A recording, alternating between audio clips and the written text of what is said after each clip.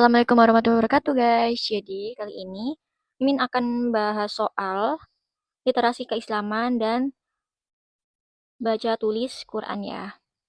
Nah ini untuk prediksi UMTKIN 2026. Oke, yang pertama ini udah ada di saluran WA ya. Buat yang belum ngerjain bisa dikerjakan terlebih dahulu sebelum melihat pembahasannya. Oke. Nah, yang nomor 1 itu ada soal sifat al-sidku, jujur, termasuk dalam kategori titik-titik. Jawaban kalian apa? Yang benar adalah yang mana?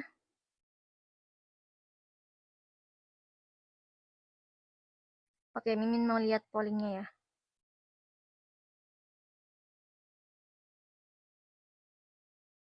Nah, ini ada yang jawab A, ada yang jawab C. Oke. Jawaban yang tepat itu adalah yang C ya. Jawaban yang tepat adalah yang C.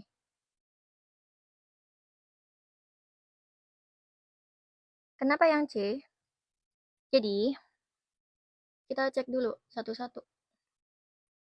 Jawabannya yang C. Oke. Nah, jadi mahmudah amalan yang harus menghiasi setiap muslim. Kalau yang ini soalnya itu al-sidku itu jujur ya, sidku ya. Jujur. Itu akhlak yang mahmudah, jangan sampai terkecoh. Mahmudah, mahmudah itu mahmudah itu terpuji atau yang baik. Nah, semua yang jawab yang majmumah. Nah, majmumah itu guys, itu yang buruk.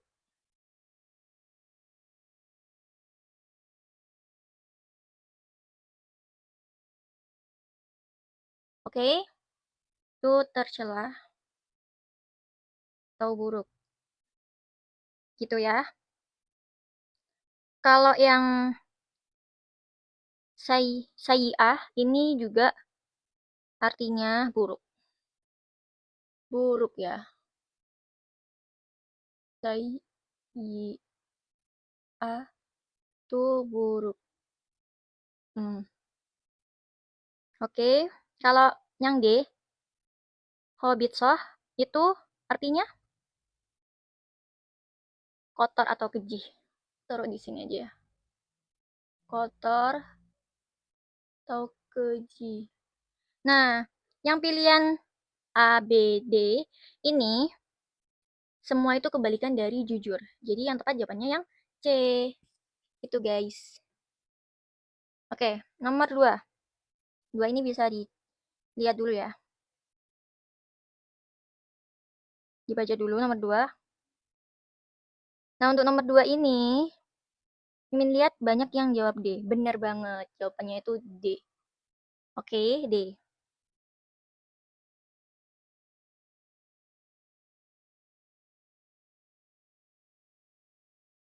D ya.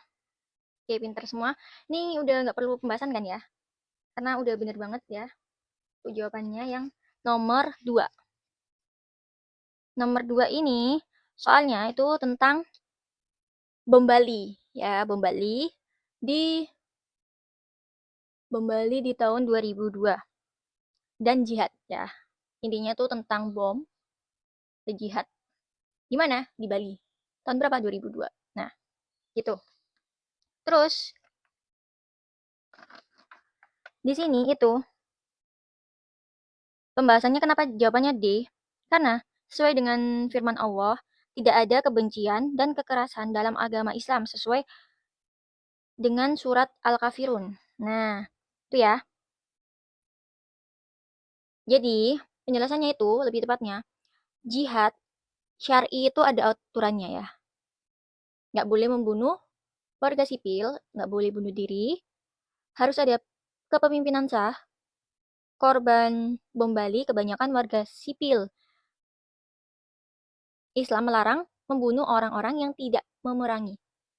A dan B ini salah ya. Jadi A sama B ini udah salah karena alasannya setuju. Islam tidak setuju dengan adanya kekerasan ya. Terus, untuk yang C, itu salah juga. Karena di sini salahnya. Jihad itu adalah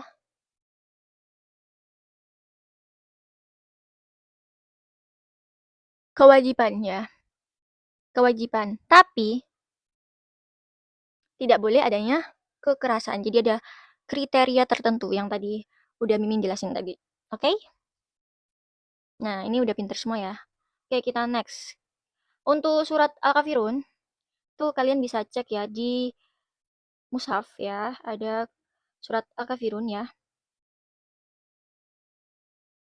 Itu bisa dicek di sana. Oke ya, lanjut. Kita lanjut ke nomor 3. Oke, nomor 3 bisa dikerjakan terlebih dahulu ya. Nomor 3 bisa dikerjakan terlebih dahulu. Teman-teman jawabnya apa nih? Jawabnya nomor 3. Nomor 3 ya. Itu jawabnya yang apa? Nomor 3. Teman-teman ada yang jawab B dan ada yang A. Mayoritas jawab A ya. Oke. Ada yang jawab B sama yang jawab A. Ada 2 pilihan nih. Ini sama ini. 15 orang yang jawab. Ini 3 orang. 2 orang, sorry. Nah ya. Bentar. Duh, bentar guys. Kita tahu semua guys. Kayak gini nih. Jadi aku langsung ini aja. Oke, ada yang jawab ini sama ini. Nah, terus ini yang benar yang mana nih? Yang benar adalah yang A, tepat sekali. Jadi, jawabannya itu A. Kenapa A? Karena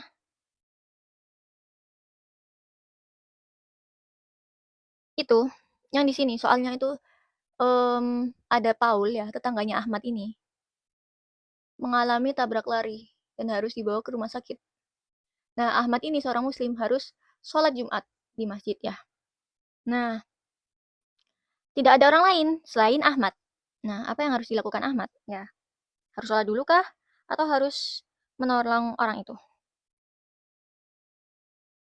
Atau memanggil orang lain? Ada yang jawab ini. Jadi jawabannya A. Jadi harus mendahulukan menolong si tetangganya tadi. Karena kondisinya mendesak, memperbolehkan untuk meninggalkan sholat Jumat. Namun harus diganti dengan sholat duhur gitu ya.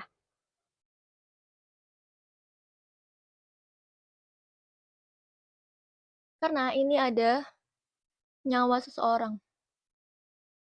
Nyawa seseorang.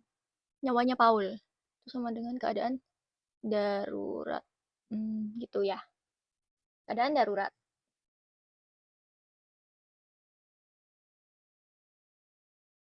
Nah, kalau sholat Jumat itu bisa diganti dengan sholat duhur. Juhur ya. Nah, kalau nyawa itu nggak bisa diganti ya.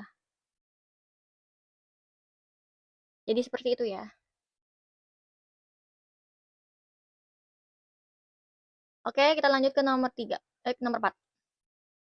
Nah, nomor 4 ini teman-teman jawabnya apa?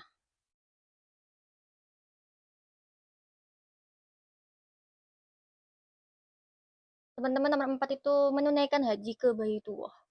Ada yang jawab ini, ada yang jawab ini.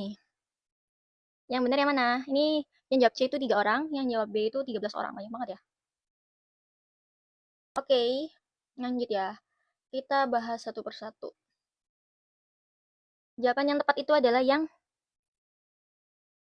C. Kenapa C?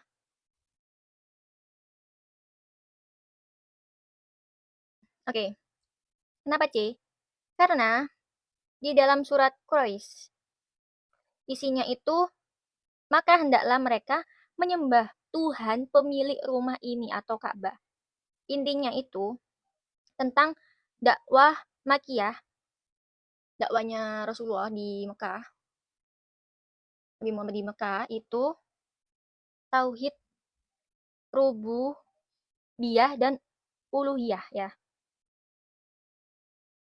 Sholat, haji, infak itu syariat Madaniyah turun setelah tauhid kokoh ya. Jadi diutamakan dulu tauhid di Mekah itu tauhid rububiyah. Rububiyah atau dan sorry, ini dan guys. Dan gimana sih? Nih. Oke. Daftar. Dan uluhiyah. Nah, kalau yang B itu kurang tepat ya. Karena itu didakwah eh, di Madaniyah, di Madinah. Madinah itu baru sholat, haji.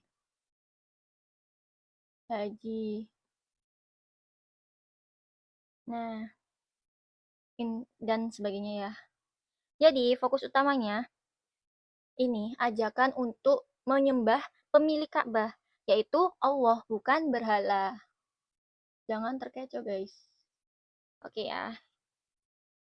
Jangan karena ini ada tulisan menyembah, jadi dikira menyembah berhala ya. Jadi itu bukan menyembah berhala, tapi menyembah Allah. Oke?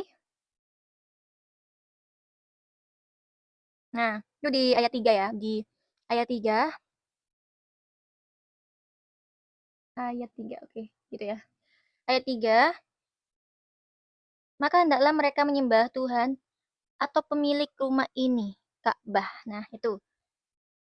Allah Subhanahu wa taala berfirman. Nah, berarti kan Allah pemilik Ka'bahnya gitu, bukan berhala. Oke. Hati-hati ya, guys. Nomor 5 ini Allah Subhanahu wa taala berfirman di surat Al-Ikhlas ya. Ini teman-teman jawabnya apa nih? Kenapa surat ini disebut surat Al-Ikhlas? Nah, kita cek ya. Kita bedah. Nah, teman-teman ada yang jawab D, ada yang jawab C, ada yang jawab B. Yang D 2 orang, yang C itu 13 orang, yang B itu 4 orang ya. Nah, kita harus lihat ya. Ini untuk surat Al-Ikhlas sendiri ya. Di ayat 1 itu artinya, katakanlah Muhammad, dialah Allah yang Maha Esa. Di ayat 2, Allah tempat meminta segala sesuatu. Yang nomor 3, ayat ketiga, Allah tidak beranak dan tidak pula diperanakan. Nomor 4, dan tidak ada sesuatu yang setara dengan dia. Kalau jawaban C, ini salah karena ini arti dari ayat 3. Ya, harus teliti guys. Ini kalau nomor jawaban C ini tidak ada hubungannya dengan ikhlas. Kenapa suratnya ini namanya Al-Ikhlas gitu? Kenapa harus ada ikhlas gitu? Untuk yang B. Nah, kita B. Jawaban yang B ini kita bahas ya. Nah, untuk yang B ini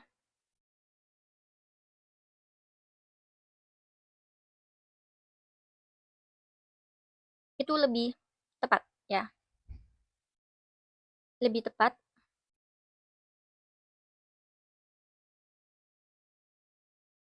karena di surat Al-Ikhlas itu umat Islam itu harus meyakini seruan tauhid ya. Tauhid. Jadi, kenapa surat Al-Ikhlas itu dinamakan surat Al-Ikhlas? Kenapa namanya itu surat Al-Ikhlas? Karena yang pertama, di surat tersebut itu dijelasin tentang Allah ya. penjelasannya. Penjelasan khusus tentang Allah ya.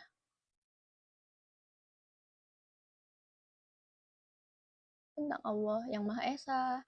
Allah itu tidak beranak dan tidak diperanakan ya.